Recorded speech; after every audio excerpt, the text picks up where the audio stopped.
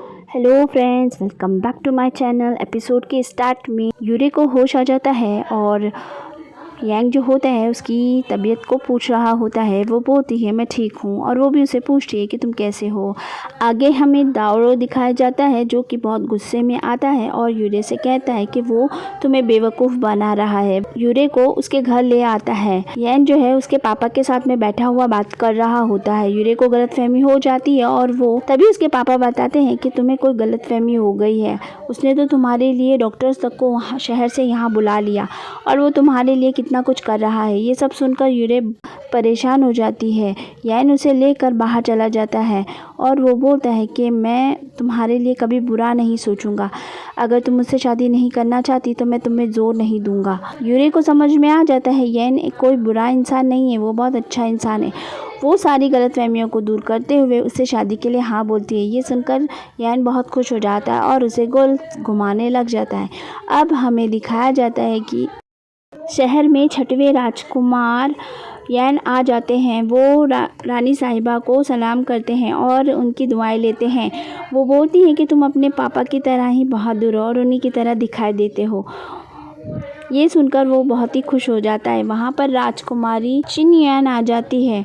चिनयान जो होती है वो यान को बहुत ज़्यादा पसंद करती है, इसीलिए वो उसके साथ बहुत हंस के बातें कर रही होती है। सीन यहीं पे कट हो जाता है। सीन में दिखाते हैं कि यूरे जो होती है अपनी शादी की तैयारी कर रही होती है। वो कपड़े वगैरह ख़रीद कर बाज़ार से लौट रही होती है। रास्ते में सारे लोग उन्हें शुक्रिया अदा करते हैं। वो सारे बच्चे जिनकी उसने जान बचाई थी वो सब उसका शुक्रिया अदा कर रहे होते हैं और उनके मम्मी पापा बोलते हैं कि हम लोगों ने आपको गलत समझा था, आप बहुत अच्छी इंसान हो, आप बिल्कुल भी मॉन्स्टर नहीं हो। ये सारी बातें दूर खड़ा हुआ यान भी देख रहा होता है और वो बहुत खुश होता है। अगले सीन में दिखाते हैं कि दोनों बाप बेटी बैठे हुए होते हैं और वो अपनी बेटी को बोल रहा होता है कि तुम आगे की ज़िंदगी में अच्छे से रहना और अच्छी सलाह वगैरह दे रहा होता है। आगे हमें दिखाते हैं कि यान जो होता है अपने पापा के तस्वीर के सामने खड़ा होता है और बोलता है कि आपने मेरे लिए जो कुछ सोचा आपने बहुत अच्छा सोचा। पहले मुझे लगा था कि आपने ये कैसी शर्त मेरे सामने रख दी, लेकिन अब मैं समझ गया हूँ, मैं उसे पसंद करने लगा हूँ। सीन यहीं पे कट हो जाता है। आगे हमें दिखाते हैं कि दाओरो जो है वो भी रो रहा होता है। वो यूरे से बहुत मोहब्बत करता था, इसीलिए वो रो रहा होता है उसके शादी के कार्ड को देख कर। वहाँ सुतैन भी रो रही होती है शादी का कार्ड को देखकर। वो शादी का कार्ड फाड़ देना चाहती थी लेकिन वो नहीं फाड़ती और बहुत रो रही होती है। अगले दिन इनकी शादी होती है। दूल्हा दुल्हन वहाँ पर आ जाते हैं और अपनी रस्में स्टार्ट कर देते हैं। दाओरो वहाँ पर आता है, चाहता तो ये था कि शादी रुक जाए लेकिन वो कुछ कर नहीं पाता है और शादी हो ही जाती है। दाऊरो जो होता है वो शहर छोड़कर चला जाता है। वो बहुत ज़्यादा सदमे में लग रहा था। आगे हमें दिखाते हैं कि शादी की रात में दोनों साथ में बैठे हुए होते हैं। यान उसका घूंघट उठा रहा होता है। यान जो है यूरे से बोलता है कि मुझे यकीन ही नहीं हो रहा कि हमारी शादी हो गई है। वो उसे लेटा देता है और उसे किस करने लग जाता है। वो उसे किस करे जा रहा होता है तभी यूरे जो होती है उसे अपने आप से दूर कर देती है। वो बोलता है कि क्या मैंने कोई गलती करी, क्या बहुत जल्दी हुआ है सब।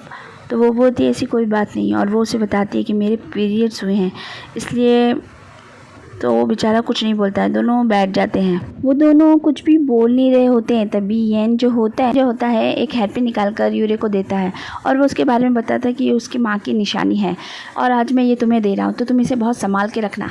यूरे जो होती है उसने कुछ नहीं सुना होता है और वो सो जाती है। यान जो होता है अंकल वू से मिलने के लिए जाता है। वो उसे उसका ओहदा लौटा देते हैं और बोलते हैं कि अब सब ठीक है। यान बोलता है क्या मैं वो वसीयत देख सकता हूँ। वो जब उस वसीयत को गौर से देखता है तो उसमें एक कंडीशन और होती है जिसमें लिखा हुआ होता है कि यूरे ही साइन करेगी तभी पैसे वगैरह मिलेंगे। ये सारी बातें पढ़कर यान जो होता है वो बोलता है अंकल वो से कि ये सब क्या है। अंकल वो बोलते हैं कि ये इसलिए है कि तुम्हारे पापा को लगा था कि तुम जानबूझ के शादी करोगे और फिर उसे छोड़ दो, नहीं चाहते थे इसलिए उन्होंने ये कंडीशन बीच में डाली है। यान बोलता है कि मैं ऐसा क्यों करूँगा भला। अंकल वो बोलते हैं कि जब तो कोई प्रॉब्लम ही नहीं है तुम घबराओ नहीं, आगे जाके तुम अपने नाम ये सब कागजात करवा लेना। यान बोलता है कि ठीक है लेकिन जब तक सब ठीक नहीं होता है योमान को कुछ नहीं पता चलना चाहिए।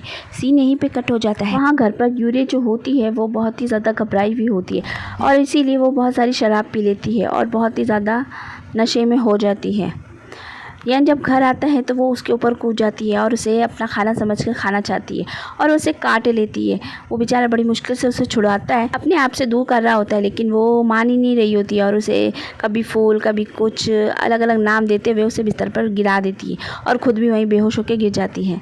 अब हमें राजकुमार को दिखाते हैं जो कि एक तस्वीर बना रहा होता है और उस तस्वीर को बनाते ही उसे सर में दर्द शुरू हो जाता है। तभी वहाँ पर राजकुमारी आ जाती है और वो बोलती है कि क्या बात है, तुम किसी जामिन का नाम ले रहे थे। ये सुनकर राजकुमार यान बोलता है कि नहीं, ऐसा कुछ नहीं है, बस मेरे सर में थोड़ा दर्द हो रहा है। वो पेंटिंग्स लेने आई होती है इसलिए वो उसे दे रहा होता है निकाल कर। तभी उसका पैर स्लिप हो जाता है और अचानक से वो गिरने वाली होती है तो राजकुमार यान उसे बचा लेता है।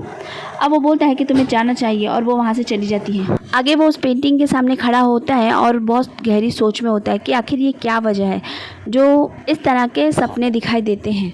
अगले सीन में दिखाते हैं कि ये जो होती है वो यूरे से मिलने के लिए आ जाती है। यूरे उसे अपने बहुत सारे सामान दिखाती है और उसे बोलती है कि तुम इसमें से कुछ भी ले सकती हो। ये जो होती है वो उसी हेयरपिन को उठा लेती है और अपने बालों में लगाकर बोलती है कि ये अच्छी लग रही है। यूरे को याद आता है कि ये तो यान ने मुझे गिफ्ट में दी थी, लेकिन वो फिर भी उसे दे देती है। यान वहाँ पर आ जाता है और जैसे ही वो हेयरपिन उसके यूरे बोलती है कि एक मामूली हेयरपिन के लिए तुम इतना क्यों चिल्ला रहे हो। वो बोलता है कि मामूली हेयरपिन, ये तुम्हें किसी ने प्यार से दिया और तुम इस तरह करोगी। और ये कहकर वो उस पर बहुत गुस्सा हो जाता है और वहाँ से चला जाता है। रात में वो बहुत ही ज़्यादा शराब पी लेता है और बस सोच रहा होता है कि यूरे ऐसा क्यों करती है। वहाँ पर सुल्तान आ जाती है और वो उसे गिरने से संभालती है और वो वहीं बेहोश हो जाता है।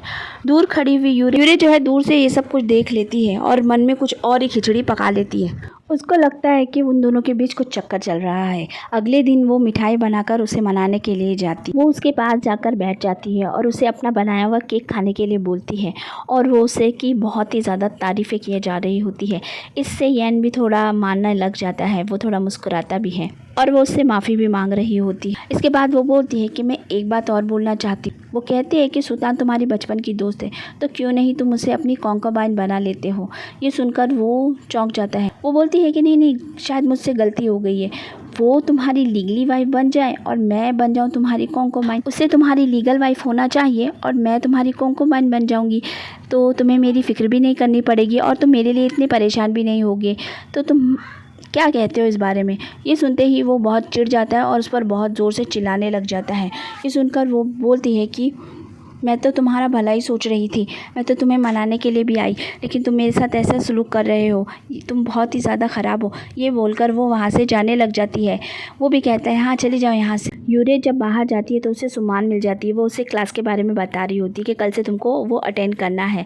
फिर वो उसके बालों में देखती है तो उसे वो पिन नज़र नहीं आ रही होती है। तो वो बोलती है कि वो हेयर पिन कहाँ पर है और वो उसे कहती है कि कहीं तुमने उसे खो तो नहीं दिया ना, वो हमारी माँ की थी और ये इनके बहुत दिल के करीब थी, इसीलिए उसने वो तुमको दी थी, तो तुमने उसे संभाल के तो रखा है ना। ये सुनते ही वो अपने सर पर हाथ मारते हुए बोलती है कि बेवकूफ़ कहीं कि ये क्या कर दिया तुमने। और वो फ़ौरन भागकर वहाँ से चली जाती है। वो उस हेयरपिन को देखकर सोच रही होती है कि अब मैं उससे माफ़ी कैसे मांगूंगी। कमरे में किसी के आने की आहट होती है तो उसे लगता है कि ये नहीं आया है, इसलिए वो झुककर उससे माफ़ी मांगने लग जाती है। लेकिन वो जिंजू होता है, वो उसे बताने आया होता है कि आज मास्टर कमरे में नहीं आएंगे, वो किसी और कमरे में सोएंगे। ये सुनकर वो चौंक जाती है। वो कहती है मगर क्यों। तो जिंजू बोलता है आपने उन्हें बहुत नाराज़ कर दिया है। वो सोचती है कि अब मैं ऐसा क्या करूँ कि वो मान जाए। और एपिसोड होता है यहीं पे ख़त्म। नेक्स्ट एपिसोड जल्दी आएगा, तो बने रहिए हमारे चैनल के साथ। चैनल को सब्सक्राइब कीजिए, लाइक कीजिए। Bye bye, thank you for watching.